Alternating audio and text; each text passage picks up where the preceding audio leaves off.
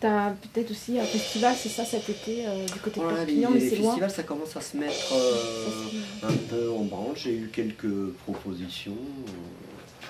Il y a les stages, dont deux au moins que je dois conclure. Parce qu'il y a des gens qui me disent est-ce que tu ferais un stage? Et bien souvent, comme je n'ai pas d'agent, comme ça je ne le sous-traite pas, ça reste dans un coin.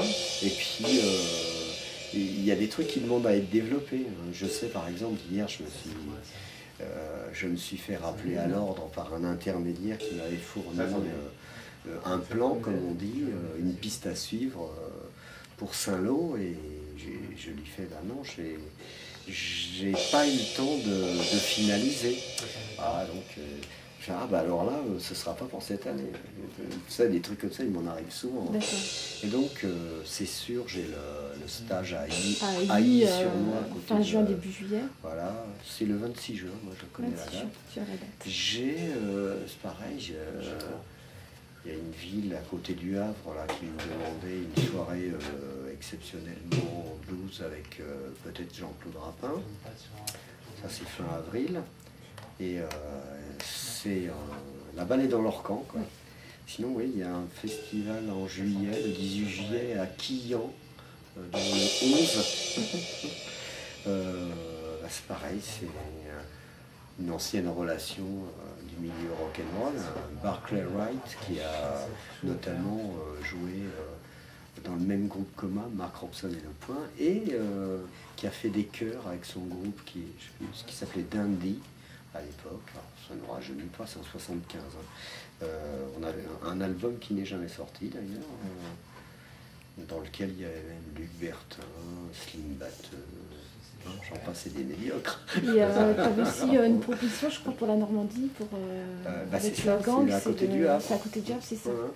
Et sinon, j'ai aussi un autre truc de stage du côté de la Bretagne, par Facebook. Je ne sais plus comment il s'appelle, le gars.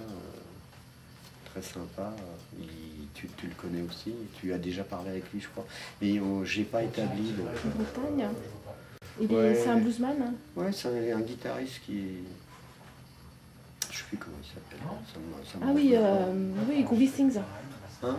Groovy Things. Ouais, mais le groupe. Le nom du gars, je sais plus. Enfin bref, j'ai son mail, j'ai son message sur Facebook que je garde précieusement. C'est à moi de lui faire une proposition financière, je suppose. Voilà, pour finaliser la chose. Parce qu'on passe toujours par l'argent. Hein.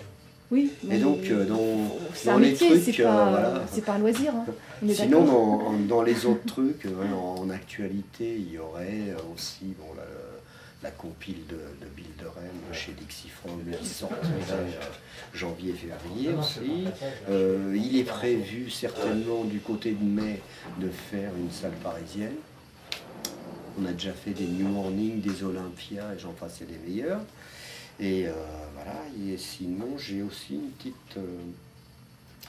petite participation au New Morning au mois d'avril avec Anna Popovic.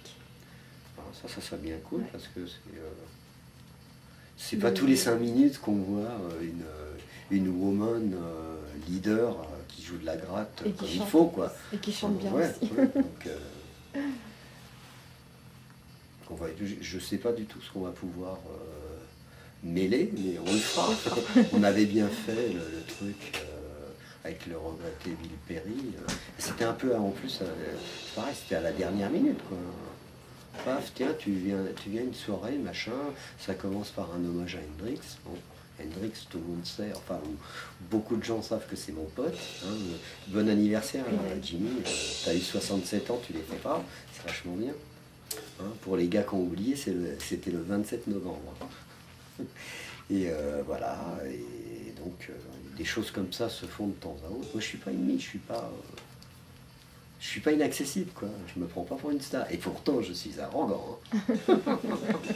Il faut que j'écrive une chanson. Sauf si on me pique l'idée d'ores et déjà. Oui. Va t'en savoir. Oui, parce que là ça va être diffusé sur internet, donc faut que tu fasses vite. Et quand même un petit truc sympa. il y a eu une Dixie Frog Night, hein, donc le label dans lequel nous allons faire sortir cette compile de Ville de Rennes. Et ils avaient émis un disque pour en faire la publicité, où il y avait la plupart des artistes qui allaient jouer ce soir-là. Et j'ai eu la surprise de constater qu'ils avaient choisi, enfin Billy est pour quelque chose forcément, notre co-signature, la collectionneuse. Donc c'est toujours ça, quoi. Bon, je peux pas dire que vais-je encore faire de tout cet argent, mais j'espère bien, j'espère bien qu'un pauvre artiste musicien comme moi, le gars moi-même, aura un petit peu de rendu de ça, quoi. T'es l'auteur de la musique, enfin, ouais, c'est ça. Et d'ailleurs, je l'ai toujours, à part qu'elle est sur mon live, cette collectionneuse, pardon, je devrais la faire en studio pour l'album, justement. D'accord.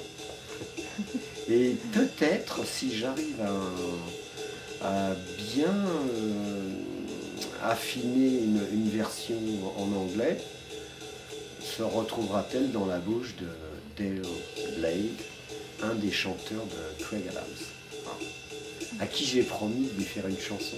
Enfin, maintenant, il me la réclame. Il faut que je l'exécute. Tu remarqueras que c'est un peu comme ça. C'est l'urgence. Ouais. Bon. Voilà, sinon, un petit peu partout sur la route. Donc on retrouve tes dates de toute façon régulièrement, on s'inscrit à la newsletter et puis on est au courant et on vient quand on veut. Figure-toi qu'un de mes amis de très longue date, à savoir le bassiste des Winds of Future, n'est-ce pas, vient de s'inscrire à la newsletter. Non. Oui. Alors ce qui est drôle, c'est que jusque-là, c'était son fils qui était plus fan de moi, parce qu'il est sur Paris, alors il vient de temps en temps, et il était là l'autre soir à la Grosse Caisse. Voilà. D'accord. Enfin, il jouait pas de la Grosse Caisse, c'est le nom du lieu.